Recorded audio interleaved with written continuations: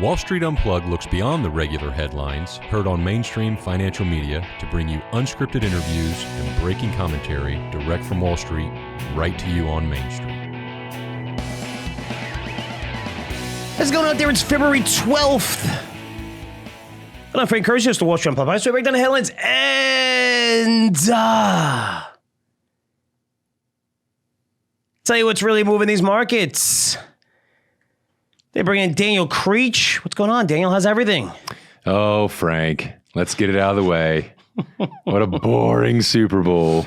I did tell you, that was the best Super Bowl to watch as a Philly fan. I mean, you were never in doubt. Loved it. Dominance. Largest audience ever, which I'm an idiot. I didn't realize that basically the Super Bowl was the largest viewed spectacle all the time. When I looked at the list, because I was like, 27 million, whatever. Yeah. But like the whole list is just Super Bowl, whatever. Super Bowl, last year.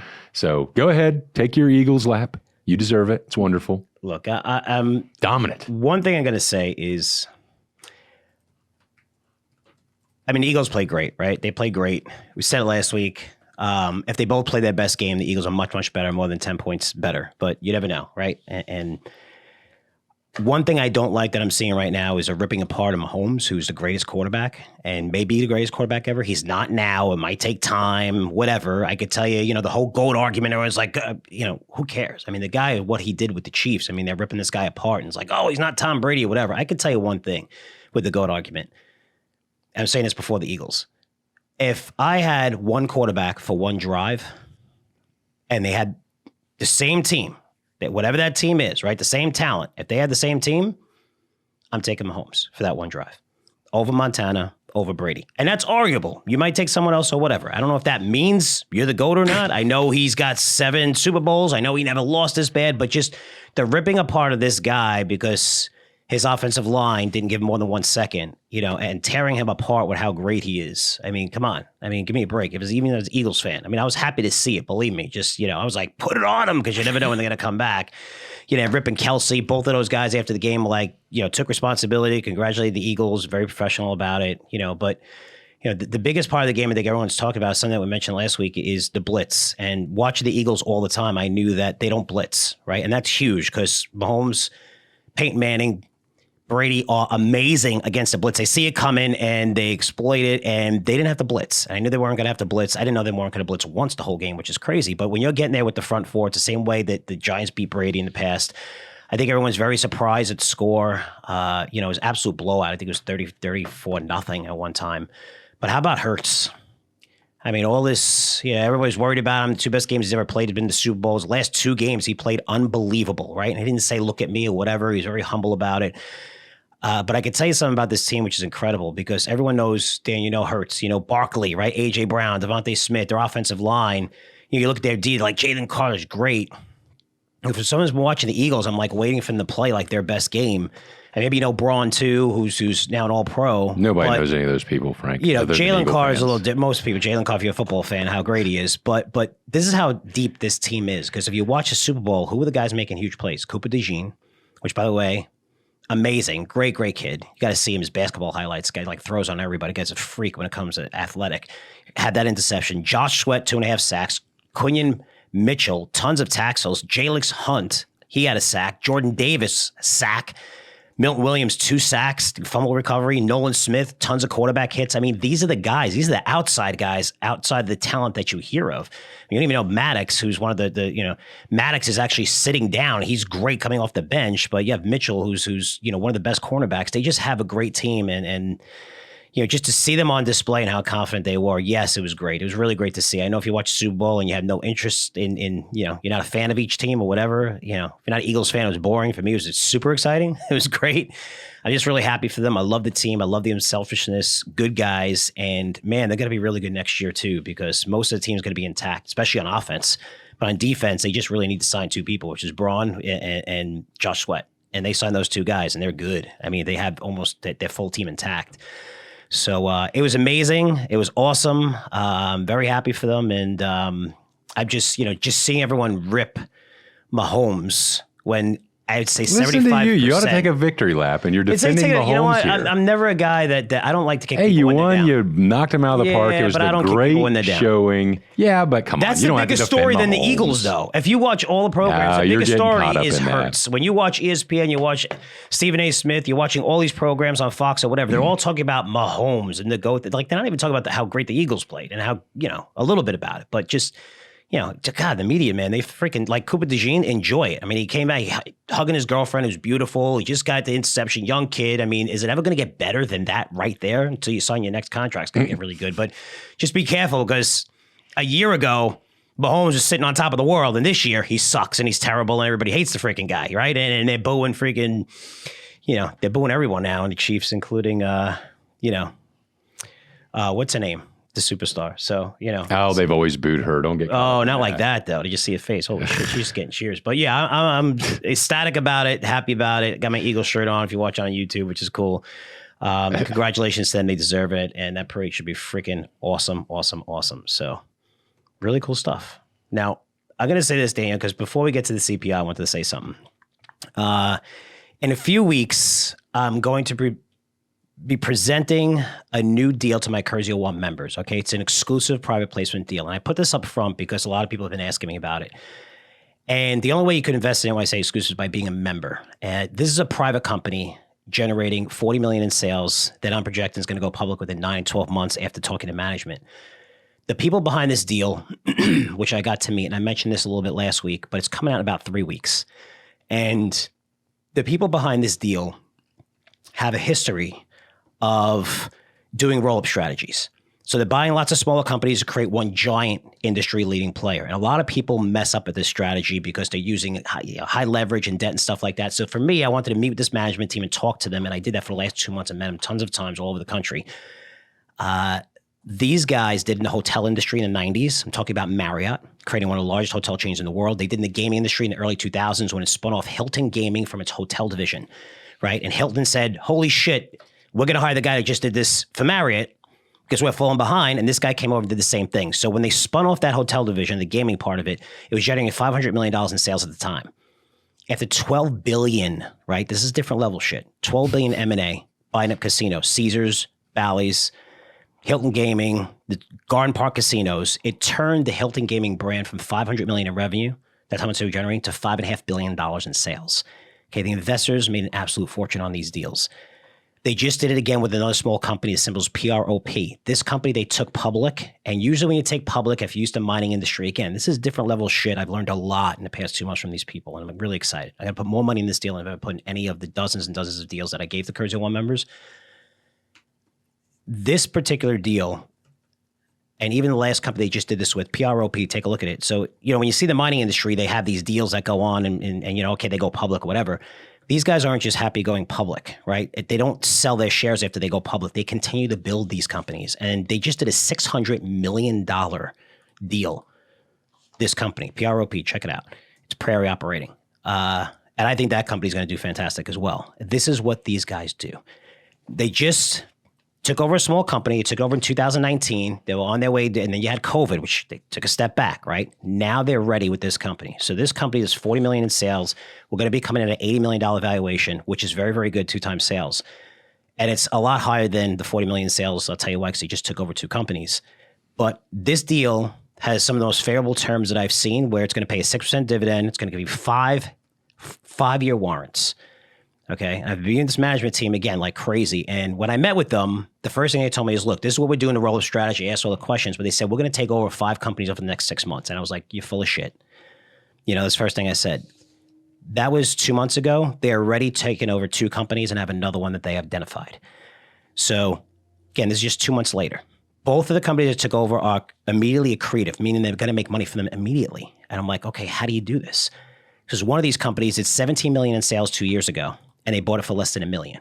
You might be saying, well, how could that happen? There's dozens of small to mid-tier companies in consumer foods, consumer staples, and they're sitting on the balance sheets of private equity companies. And these companies like to leverage stuff, right? So they try to leverage these companies that had little success. And now their debt has to be rolled over. And when it's being rolled over at sky-high rates. So they're going to get fucked. And they're going to get fucked pretty bad.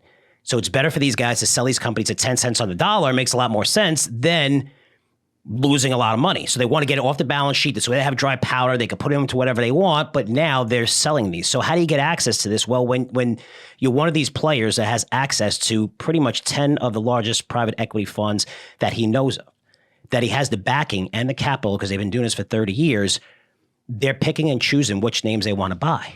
And they know the details, and they know that these guys got to get them off their balance sheets, and they're getting them for like 10 cents on the dollar. Now they're rolling them up into this company. If they've done this time and time again, this is a company that's generating 80 million sales. Without these two deals, it's going to be well over 100 million. We're going to be coming in at 80 million valuation, doing 40 million in sales. I'm sorry, we're coming at 80 million valuation.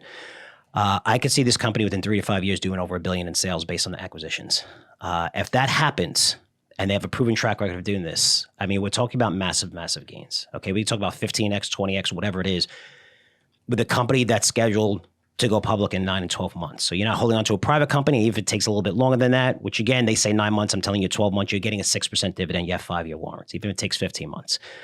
I'm going to be putting more money into this deal than any previous deals that I've done. I'm really proud of this one. I'm proud of the quality of people. I've never worked on a level like this with these types of people that know billionaires and things like that. And,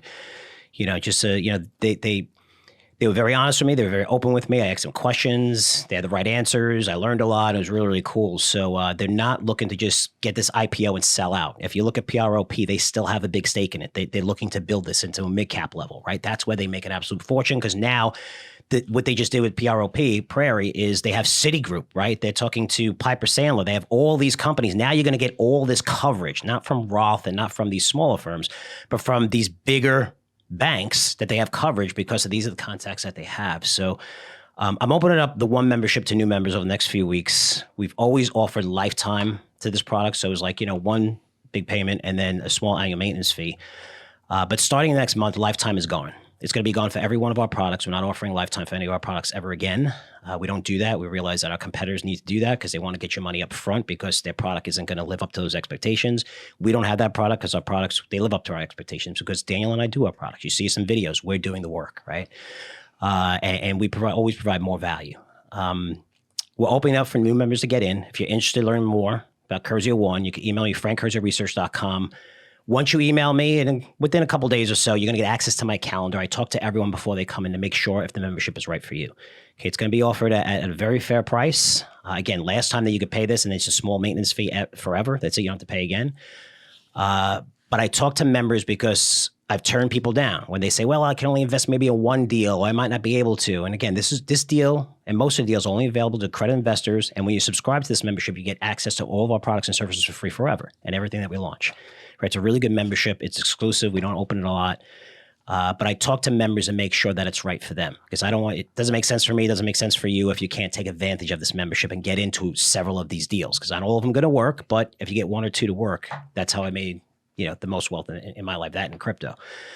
So Curzio One's going to be open. If you're interested in your credit investor, you want to hear terms and deals and you want to talk to me, please don't call me and say, oh, great, the Eagles won. I'm happy. Again, I'm a busy guy, so don't use that up. Okay, this is going out to everyone. You're going to have access to my phone number and access to talk to me. And again, ask questions that you want. I'll tell you what the deal is and stuff like that. But you get the one-on-one with me just because that's how you get into this membership. This way I get to know everyone within this membership. And also for the first time ever, we're going to have, a one conference. So, which is really cool. So, our members in this, where you're going to have a nice, really cool conference at the end of the year. And we're going to have great speakers and guests and companies and stuff like that presenting. So it'll be the first time we've ever done that in our history, right? So it's a lot of fun. So again, if you're interested, you're a credit investor, this deal is exclusive to us. You can't get in unless maybe you know the CEO personally or whatever, but it's pretty much exclusive to us. And to get in, it is through the Curzio One membership. And you could learn more about that at frankcurzioresearch.com. Now, enough of that. And full disclosure before I tell you, before I go. But we talk about the CPI. I'm not getting paid by the company for this deal. You got to get in the exact terms and price that I'm getting in. You could come into Curzio One membership. You don't have to invest in this deal. If you say, I don't like it or whatever, that's fine. But my goal is to present deals that I vet, and I vet a lot of these deals, a lot of them, and most of them don't make the cut. This is one that I've been working on for a really, really long time, and I think it's going to really identify us as a company and put us really on the next level because this is one of those deals. I feel like it's like a early Facebook type thing. which I'm really excited about. And again, there's all risks to all deals and things like that. But, we're following a great management team. And if it doesn't work, these guys are going to lose a lot of more money than probably all of us that are putting in, because they got a lot in this company and they go all in when they do these deals, which is exciting. But I'm not getting paid by this company to do it. It's up to you. If you want to come in, just let you know. And that is the deal that's coming out in a couple of weeks. Daniel, CPI, what'd you think? Get that off my chest.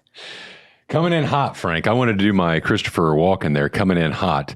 I like the market's reaction, leg down, but now everything is kind of stabilizing, or at least as we speak right now.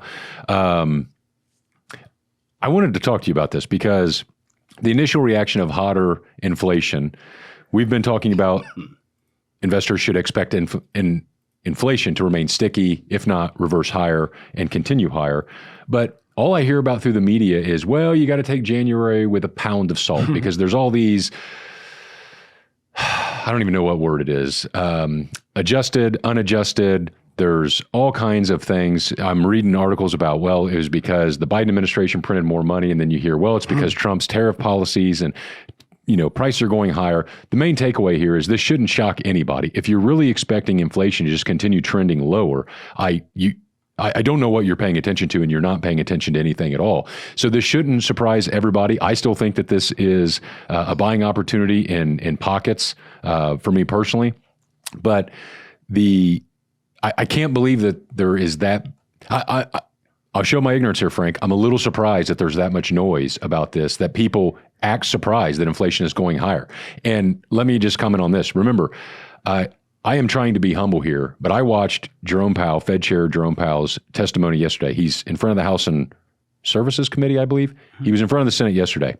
And I'm telling you, leave this to Frank and I, because this will drive you Florida insane. This is not for the faint of heart. You cannot be a normal person to do this.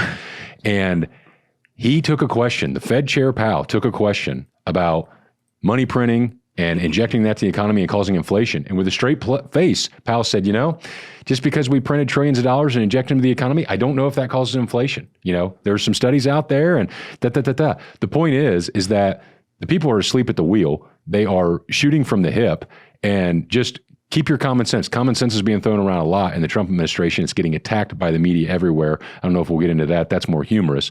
But the point is, if you think inflation is going to continue trending lower from here, then you literally have your head in your sand. At best, it's going to go sideways, and it's going to go higher because you can't have inflationary policies in place and not have inflation. I mean, the psychological thing is 3%, right? And we hit that. And that's what the surprise is, because you're seeing small caps really sell off pretty hard here, right? The markets sold off originally. They're coming back a little bit. We're doing this podcast in the middle of the day. It was much worse than expected. I use the word worse loosely because it doesn't mean worse for everything. It means worse for the lower end of the spectrum when it comes to, how much income you generate in America. Inflation is a great thing for stocks, as long as it's not that we're seeing what we saw in 2022 or in the late 80s and early 80s and late 70s. But inflation, this is factual. If you look back, stocks, it's not even gold, not even close. Gold doesn't perform well. It's stocks perform great in inflationary environments. And it makes sense, because if there's an inflationary environment, it means that companies are able to raise prices, so the stocks are going to do better. It means that your job market's pretty good, right? And that shit's not good. The Fed's going to cut. But we came in at 3%, right? You can say the core is 3.3%, which is crazy. But when you look at just the CPI, okay, let's not look at the core. Let's look at the regular CPI. You can look at both of them. But this isn't a one-off, okay? In September, we were at 2.4%. That was the bottom. Every month since then, now it's 4 months of data, right? This is February, we're reporting January. Every month since then, we've been higher. This is a trend. It's not a one-time, oh, wait, shelter was higher, weather impacted results, all this bullshit that you hear. No, you're wrong, okay? This is a trend. It's 4 straight months that it's going higher. Daniel brought up a good point. You're surprised with the market reaction here. The VIX popped, right? And you're saying, why was this a surprise? I don't get it either, because there was the writing was on the wall when it comes to big money has been rotating into banks, Bank of America. Okay, maybe you don't know that as much. We have details to that. It's rolling into big banks. Where's it coming from? It's coming from big tech. I mean, have you seen Tesla? Tesla's what? Where is Tesla trading? 30, 40, whatever it is. It was high 400s, right? I mean, this thing keeps selling off because the guy keeps adding more and more stuff and making bids for OpenAI and just, he's in like 5 billion things right now. People are like, how could you focus on Tesla? Kind of makes sense. But, it's the big money rotating into banks. Why banks? Because this is the best sector to own when interest rates are going to stay high for longer, right? And these guys are in the perfect Goldilocks environment where M&A is kicking ass now. You got a favorable administration with Trump, and you have these interest rates that these freaking CEOs, the big CEOs of these companies were telling you, hey, the net interest margins are going to go down. They've been saying this 2023, 2024, and they've held steady and they're doing well because interest rates have been higher for longer. If that didn't tip you off, Daniel's right. Powell basically was more hawkish than he's been. I mean, this is like, this week, right? He knew the CPI number. He knows that number coming out. He can't say anything, but he knows it. So, it's obviously why he was hawkish. But he said things like the labor market is very, very strong. Okay, that's hawkish. Current policy is, quoting, significantly less restrictive, right, than it was. So we're not lowering rates, guys. All right, we're not lowering rates. That's off the table. But more importantly, what Daniel and I have been talking about is the conference calls for earnings seasons. And about 350, a little over 350, 500 companies in the S&P already reported. I'm usually naming the companies that raise prices. Now, I don't know a company who is not raising prices. They're all raising prices, and they're raising prices insanely. And get ready for a rant here, Daniel. Get ready for a rant, okay? And if you have your kids listening, and I'm probably going to curse because all right, send the munchkins away. These companies right now are all coming out on their calls, and they're saying that they're going to raise prices because of tariffs, right? These companies are saying that are pieces of shit. They're garbage. And I'll tell you why. Because they're going to raise prices anyway. They're using that as an excuse, okay? Did you see Coke's numbers? Did you see Coke came out, great numbers, stock went higher, much better than expectations. And when you look under the hood, what happened with Coca-Cola? I saw your tweet where they raised prices each quarter, Frank. Listen to me. They raised prices by 9% for the quarter, not year over year, for the quarter. So I was like, you know what? Let me do a little research on this. Okay. And then I went back and I posted this on Twitter. I have Frank Curzio, get him do this podcast twice. You want to hear a lot of stuff. I'm building up that Twitter following now, which is really cool. Coke has raised prices every single quarter since the pandemic. And it makes sense, right? Because we have the assholes on the other end, like all these restaurants we go to, they're charging $4 for like a medium fountain soda, right? And coffee. And coffee, right, through the roof. Coffee prices going higher, right? So you have these companies charging, the margins that they make are incredible. And Coke's like, you know what? We'll let these guys deal with it and we'll just raise prices. I mean, they're making 300% margins on this freaking thing, right? I mean, it's 300% on this shit anyway. So, I mean, how much does that really cost to really get? I mean, you can get it for what, 79 cents? How much do you get it if it's at Publix? Like a fountain soda? It's under $1, right? A lot of this is under $1. It's not under $1 anymore, No. Even Publix. Nothing's under $1. They've jacked it up. What is it? Oh, you get yeah. a soda, because you're a fountain. You love fountain Yeah, soda, I know. right? It's damn near $2 for a medium. Is it $2? Because they charge him $4. Don't get me started on the sizes too. You talk about pissing me off. Anyway, move back on. Besides that, right? So I look at Coke, all right? In the last quarter was 9%. So let me see what they raised over 2024, okay? And here's where my rant's going to come in. Okay, in Q1 2024, this is 2024, they raised by 9%. Q2, they raised by 13%. Q3, they raised by 10%. And Q4, they raised by 9%. So they raised prices by over 40%. This is just one company. Pharmaceutical companies raised prices on over 250 drugs. It was also confirmed by CVS. That number came out today. They said, our numbers were good. The stock popped originally. I think it's still up like 6-7% or whatever. It's up like 15%. They highlighted them. We reported these results despite the massive increase in drug prices. Health insurance and all insurance companies, forget about it. Holy cow. If you have a house, you know exactly what I'm talking about. It's insane. Schools raising tuition prices. Starbucks, Chipotle, Netflix. You saw YouTube TV come out, $10 a month extra. Disney raised prices on everything, not just streaming, on parks again. You have Elf announcing, you look at most cosmetic companies raising prices, AutoZone, Walmart, Costco, Hershey, all these companies. I mean, your electric company, did you see a bill that you just paid? Are you kidding me? Seriously, look at the bill that you just paid and compare it to every other fucking month. Holy cow. You can say, well, the weather might not be that good or whatever. I'm telling you, it's insane. And it's funny how these guys are using tariffs as an excuse. But what was the excuse, Daniel, for these assholes to raise prices by this much in 2024? What was the excuse? Because it wasn't inflation. Okay, inflation came down to its lowest levels in 4 years. I told you, it was like 2.6%. It was in September.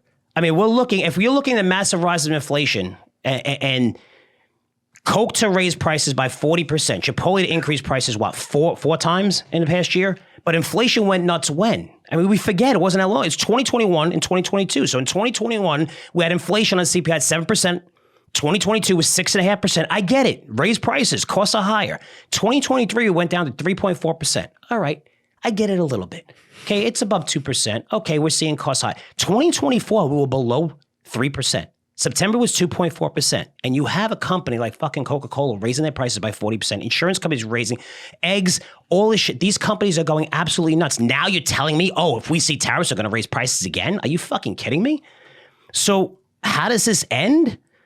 I mean, eventually you're not going to be able to raise prices where you're seeing companies like McDonald's where Coca-Cola doesn't have a lot of competition because their competition is Pepsi. You have to have Pepsi or Coca-Cola, and Pepsi's raising prices. So Coke's like, okay, we're following you. Right? So you don't have a lot of competition. Other places you do have competition where there's choices.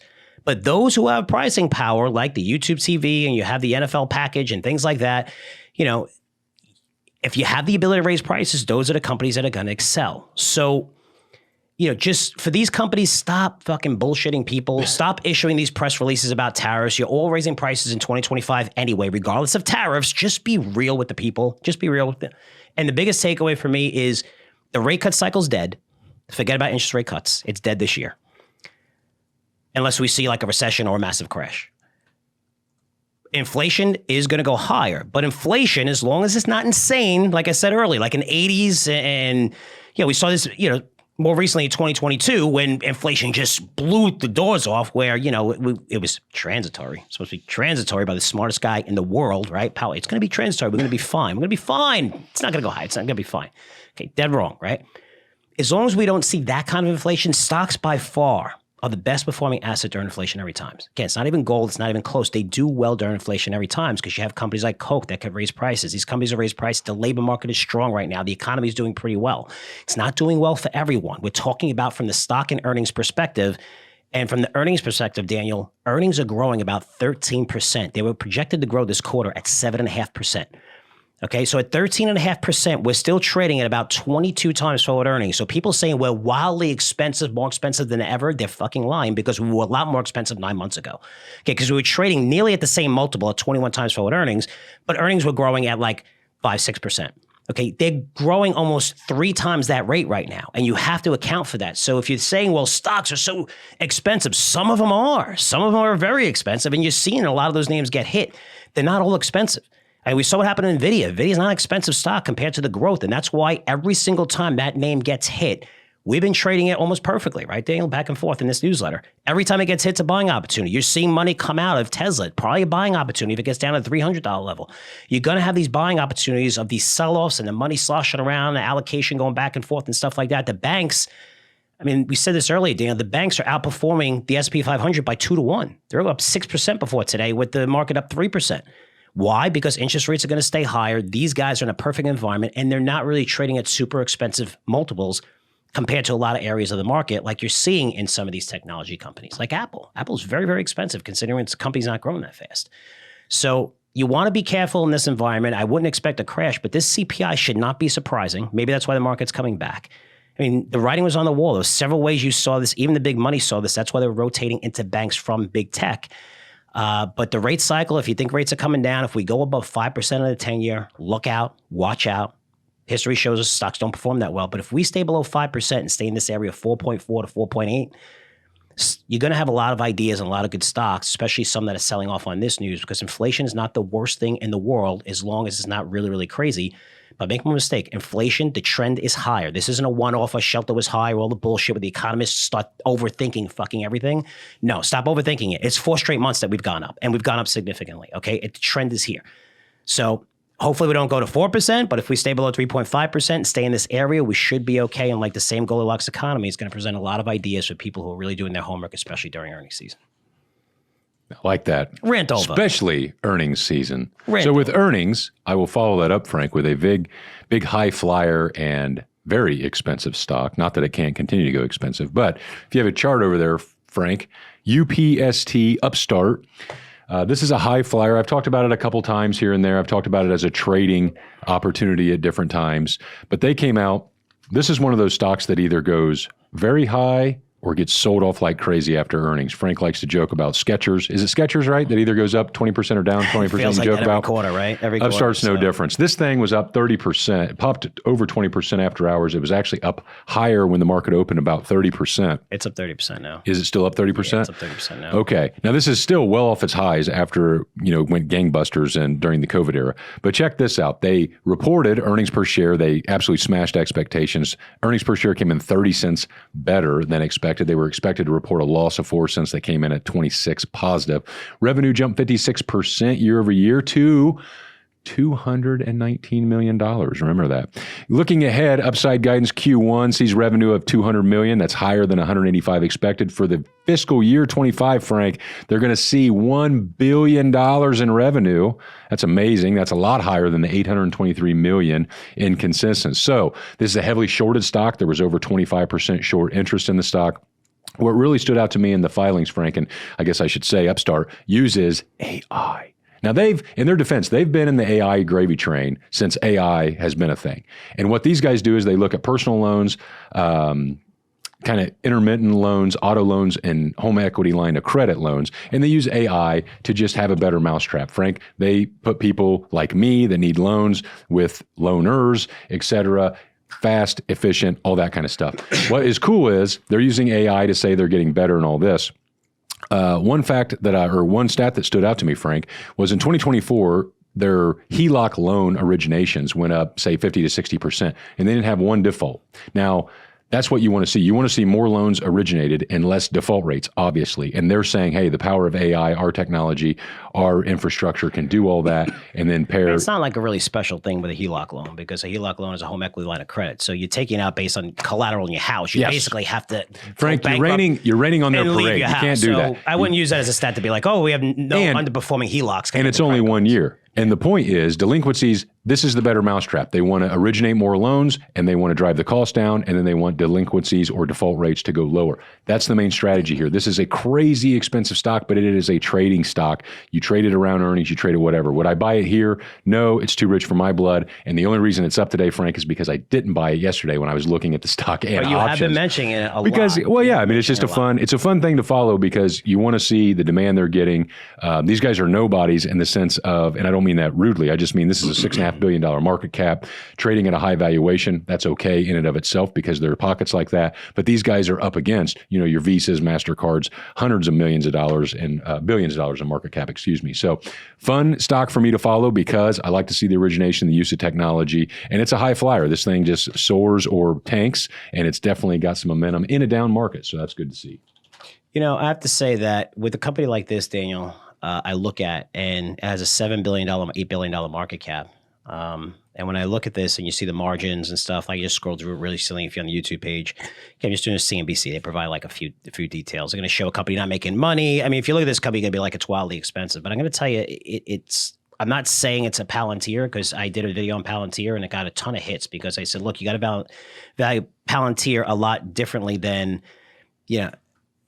it's being valued right now, because every single company in S&P 500 is their client. They could have a $1 trillion market opportunity, right? And everyone's like, it's crazy. It's paying times 100 times sales. And the P ratio is crazy. A P ratio is crazy at 20, 30, 50, 70. We told you to buy. We even told you to buy after 100. It's probably going to 150 to 115. When you're able to perform a service for companies that no one could actually do, it opens up the whole market. And I gave a Netflix example. Again, it's the only reason why I've done that is because I made mistakes looking at PE ratios and price of sales and been like, there's no way I can invest in this company, and watch that company go up 1,000% over a year or two. And sometimes it takes 3 or 4 years. And I'm like, okay, for me, it's not like an ego thing when I'm like, well, I'm still never going to invest in it. To me, I ask myself, why the fuck did I miss it? How do I help my investors? How do I help myself investing in these companies? How do I not miss it? And that's when, we nailed Palantir, right? We got that in the portfolio, and we nailed a lot of these growth stocks. We have them in the portfolio by learning like what you should always ask yourself. So what Jalen Hurts said is like, there's always ways to get better. You should never, ever be happy and be like, I'm the greatest investor ever. You should feel that way and have that confidence. But, just learning. And when I look at a company like Upstart, what I'm getting to here is, if you look at the loan market, Daniel, I mean, holy shit. I mean, banks are assholes. Banks are all these people. I mean, the credit card companies. I mean, the interest rates that they're charging more than 27, 28%. because interest rates are high. It doesn't matter if you have good credit or not. You make, even insurance companies, if you look at how many industries are broken, just like taxis were broken and Uber came in and then Lyft came in, right? And they blew up that freaking industry. Just like you see that. That's what Amazon does. If those margins, that's what we want to try to capture.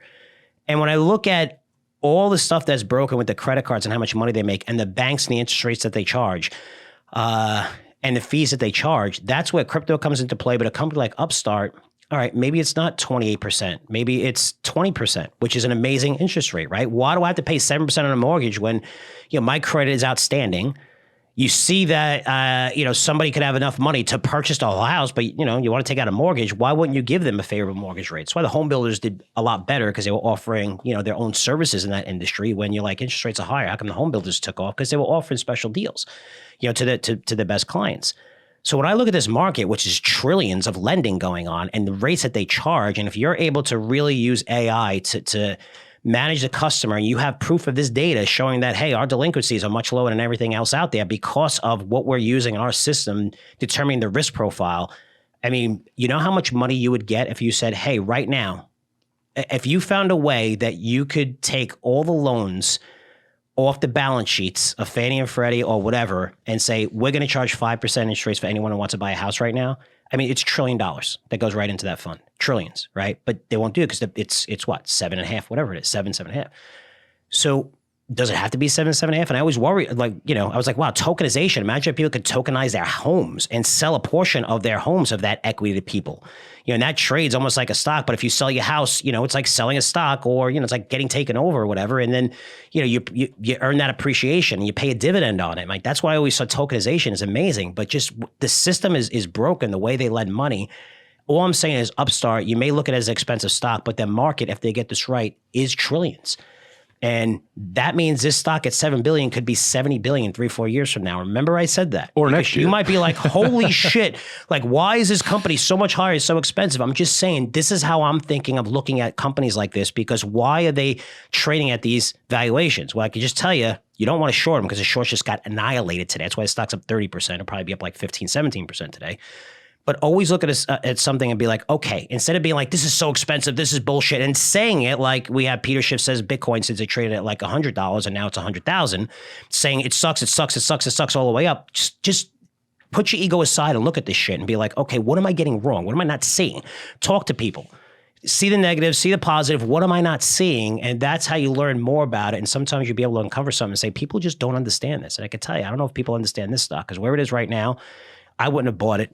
I wouldn't have bought it at probably 30, 40 on a first look, but it makes me want to dig deeper now at this price, because if it does pull back, I may say, wait a minute, I'm not understanding the story, and it's a lot bigger than I think it is. Because if they're able to capture the loans off of banks, the loans off of credit cards, the loans off of this, and provide a little bit of less interest rate and not seeing delinquencies, holy shit.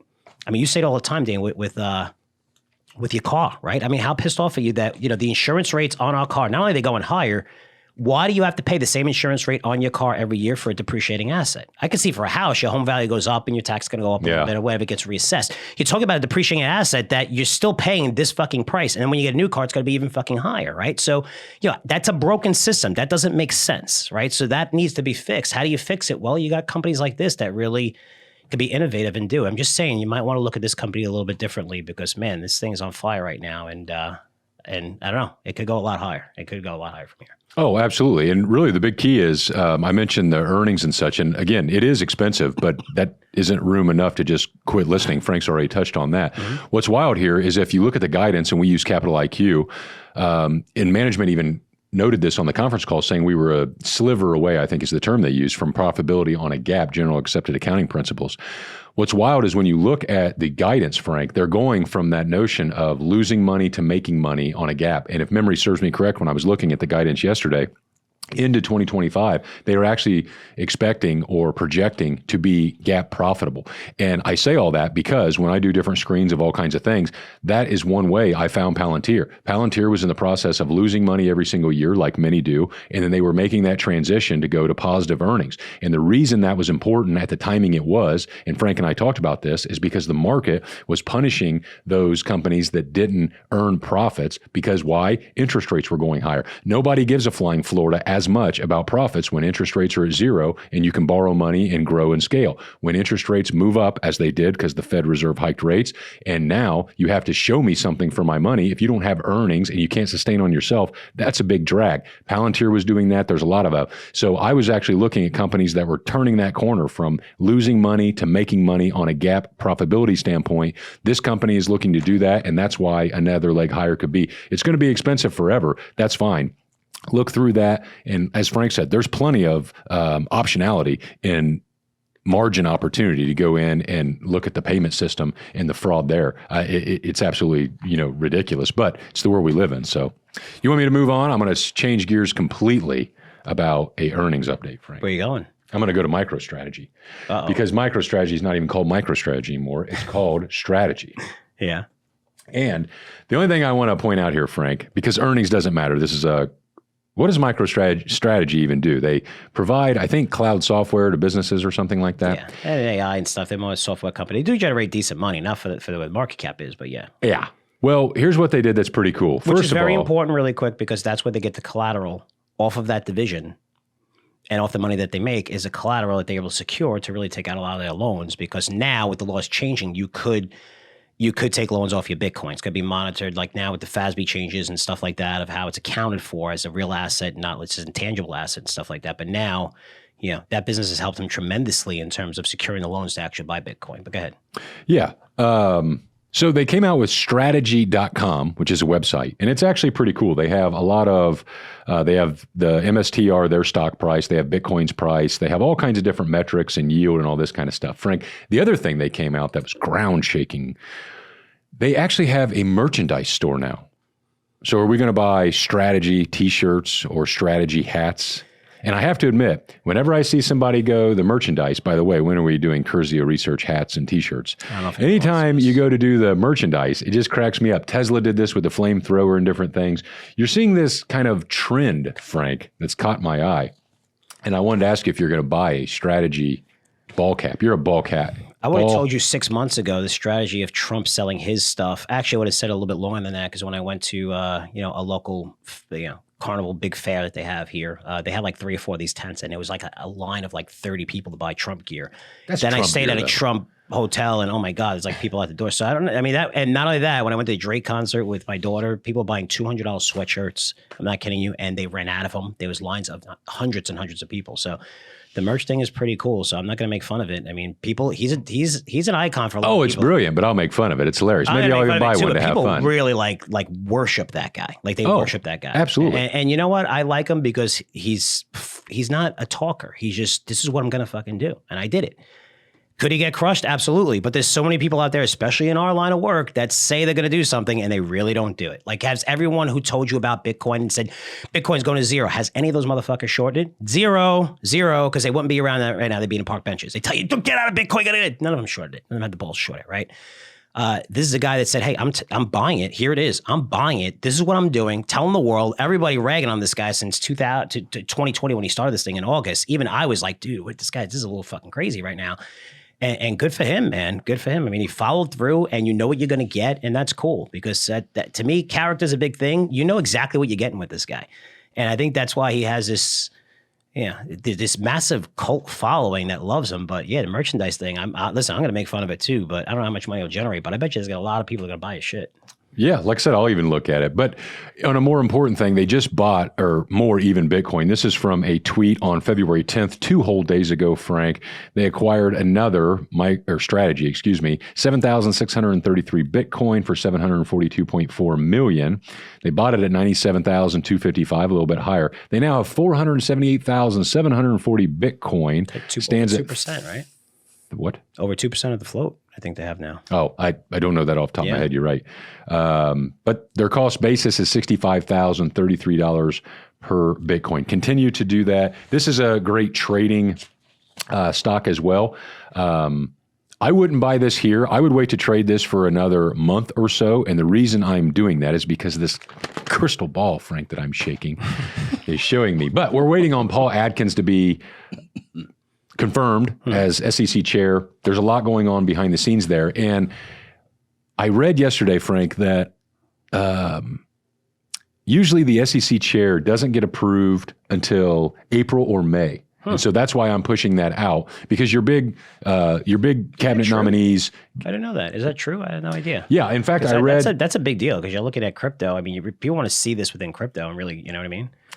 Yes. Let me pull up this. I need to find this tweet here. So let's stall for a moment. I just started following this reporter and I was impressed because I want to give her credit. She pointed out when the last couple of SE chairs went into effect. And again, it wasn't until March or April or maybe even June. That is interesting. I didn't know that. And I say all that because we've seen recent news where Binance, the crypto exchange, and the SEC agreed. I don't want to butcher this. I believe I read this right, to where they're delaying whatever they're fighting about in court. They're delaying for 30 or 60 days, and they're doing that because they want to wait for the new SEC chair and how they're going to approach that. Binance is a really good company. Binance is a good company, and they have the best technology. Those guys, look, I mean, if they get back into the U.S. and all those regulations prove, I mean, that is massive for them. That's one of the tokens that really has the greatest utility feature ever. I mean, these guys burn tokens. There was a big hack there, and then CZ came in and said we're replenishing all the accounts for the hack. I mean, it was like the realest of realist companies in. If you're looking from 2017 to 2020, there's a lot of real companies in there, but those guys were just like, everyone else did a lot of fraudulent shit and did whatever they could do.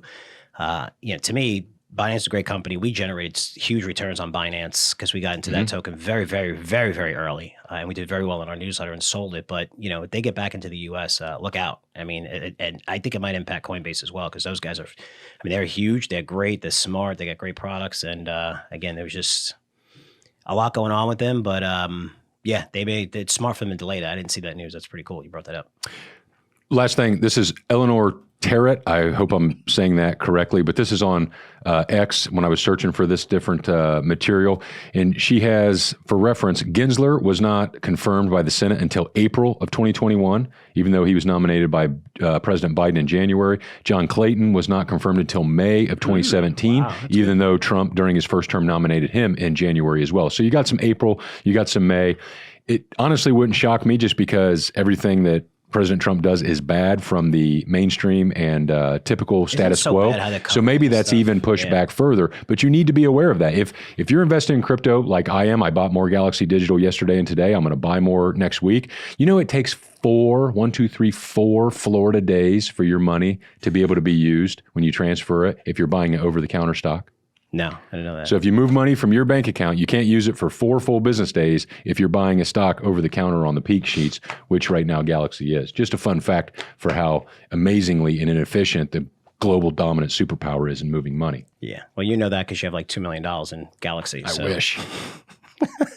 I wish. Your best position. I feel like it. I want to move on because I saw some news, which was interesting because, 13 Fs are when all these companies report, their holdings, what they own, what they sold out of, what that they increased, they decreased their holdings, right? All the biggest fund managers, they have to do that every quarter, and they do it around the same time. But David Tepper came out, and he's the only one that came out. It came out like a week ago. Usually they all come out around the same time. I don't know why his came out early, which I found interesting. But it did show that he is, the headlines are he's doubling down on China, which is not true. He's not doubling down when you look at what he's did. And I'm going to, again, I love the headlines because they make a lot of sense and stuff. And this way it opens the door like, you're crazy about China. No, China, it opens up the door. And I get it. But when you look, and I put this side by side, and I'm going to do this right here. So this is his last 2 13Fs, which I'm able to do. And this is briefing.com. Again, this came out... 10th. The 10th, which is weird because this is the only one you're going to see right now. They're going to come out pretty soon. They usually come out right when earnings season ends. And he shows new positions in Corning and stuff like that. But I want to talk about like the positions because JD is clear. That's a China stock that he actually increased his position. It says Alibaba as well. What else do you got here from China? There's PDD. You have Baidu as well, right? Increased. And JD was the biggest one, 10 million shares from 7.3 million. But if you look at the month before November, because before that he was saying he was getting into a lot of these stakes in Baba, but even the last two quarters he was lowering his stake in Alibaba, and then the last quarter he did that again and lowered his stake again. It says decreased positions if you're following me here, and if you look at Alibaba went from 10.5 to 10 million, so he lowered his position in Alibaba. What else did he lower his position in? I think JD was one of the ones that he increased his position. So it was 4 to 7 million, and then he just went from 7 to 10 million. But what I'm saying is last quarter, even FXI, which is the China ETF, he lowered his position last quarter. But this time it's JD, he increased his position. Alibaba increased a little bit by like 11%. But it's not like he's going all in, but he did increase his positions in several of the China stocks. So the headline is like he's doubling down on China, not doubling down on China, because if he was, he would have did that last quarter as well. He lowered his stake. My point is, more importantly, is he is betting more on China and he is more bullish on China. And I got to tell you, I think he's nuts. I really do. I think he's insane. I think this is going to be one of the worst trades that he has in a very, very long time. Because if you look at the rest of his trades, and I love Tepper because he's my favorite guy, so I follow him religiously. I just think he's one of the most brilliant hedge fund guys in terms of looking at the macro and the micro, and looking at the macro and being able to determine micro, like what individual stocks he's going to buy. But he closed positions in UPS last quarter. Great job. He has positions. I mean, he's been low in his position. AMD, good job. AMD's been a nightmare. He just, when I look at what he does and how he trades stocks, it really is amazing. But when I see this China trade, I think he's crazy.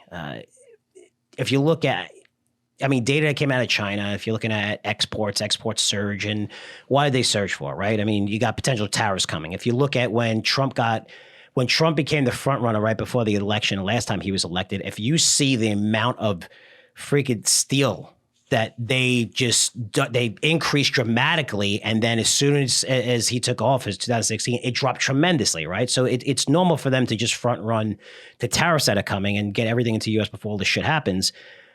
Their economy is not getting better; it's getting a lot worse.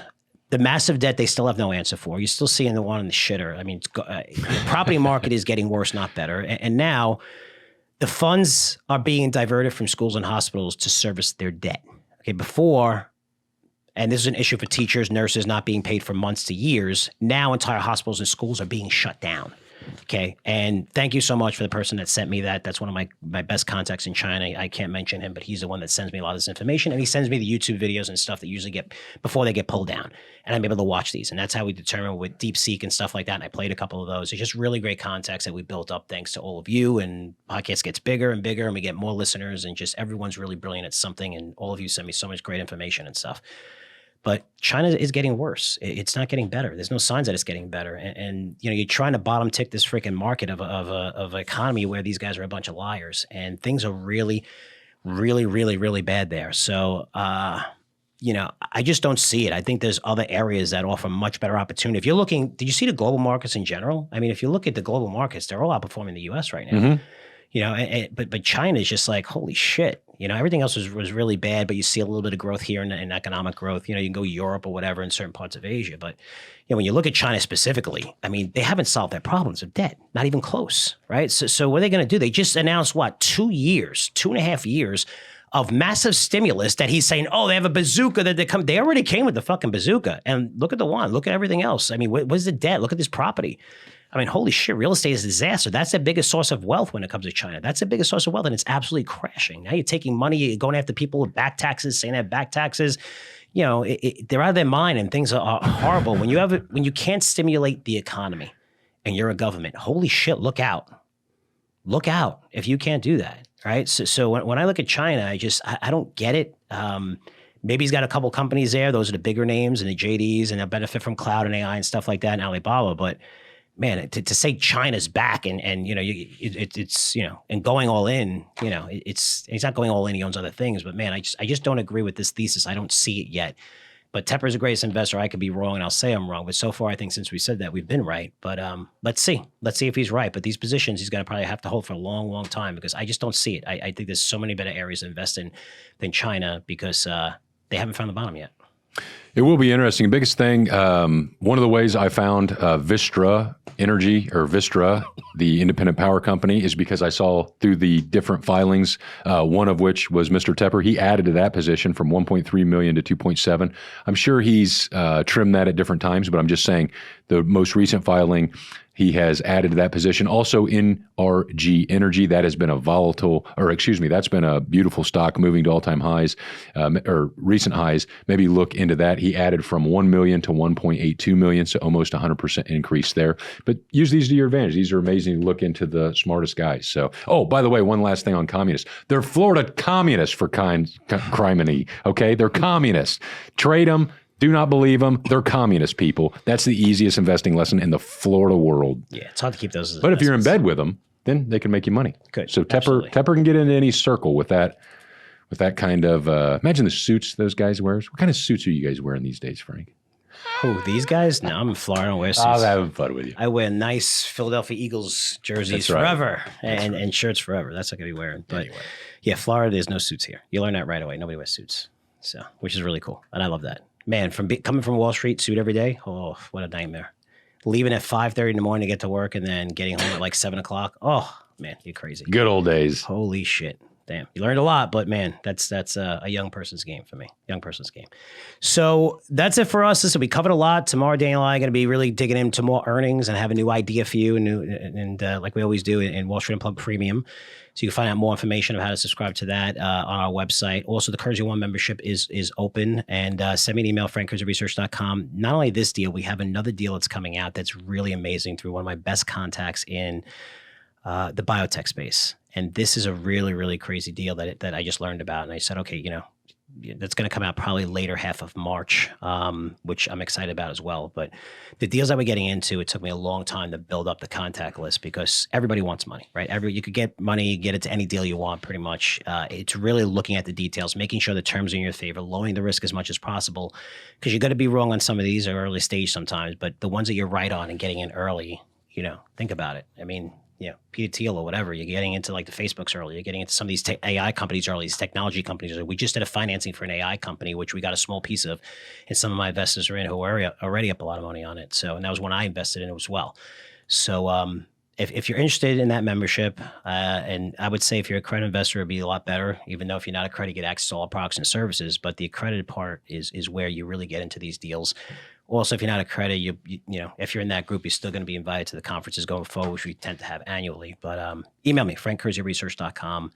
And Daniel, one last note for today. I have to give a shout out to my oldest daughter who turned 17 today. So I love you. You're amazing. I'm proud of you. And don't go too crazy. Please don't do the things I did at 17. I'm begging. Man.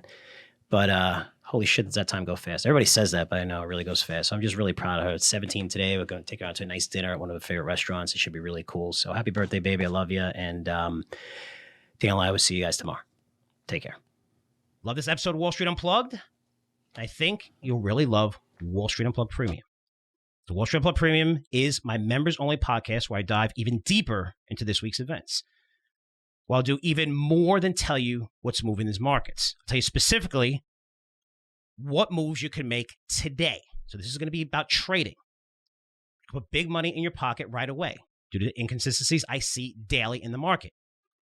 I'm talking about specific investment ideas I'm recommending and tracking each week that I believe will be impacted directly by everything I just talked about today. Plus, you're going to get the chance to go even further down the rabbit hole with me and my co-host, who's Daniel Creech, as we discuss which of these week's trends could turn into massive windfalls. Including the big trends that we see lurking on the horizon, also the news we're picking up from our network of insiders, which has gotten bigger and bigger thanks to you and so many people listening to this podcast in over 100 countries. And you get a chance to talk to me directly in my special Ask Me Anything Q&A session. All of that and a lot more, like premium interviews with world leaders in finance, technology, industry, and politics. This is all part of Wall Street Unplugged Premium. And becoming a member is super simple and super cheap. So head on over to WSUoffer.com to check it all out. Sign up today and you won't miss a thing. That's WSUoffer.com. Wall Street Unplugged is produced by Curzio Research, one of the most respected financial media companies in the industry. The information presented on Wall Street Unplugged is the opinion of its host and guests. You should not base your investment decisions solely on this broadcast. Remember, it's your money and your responsibility.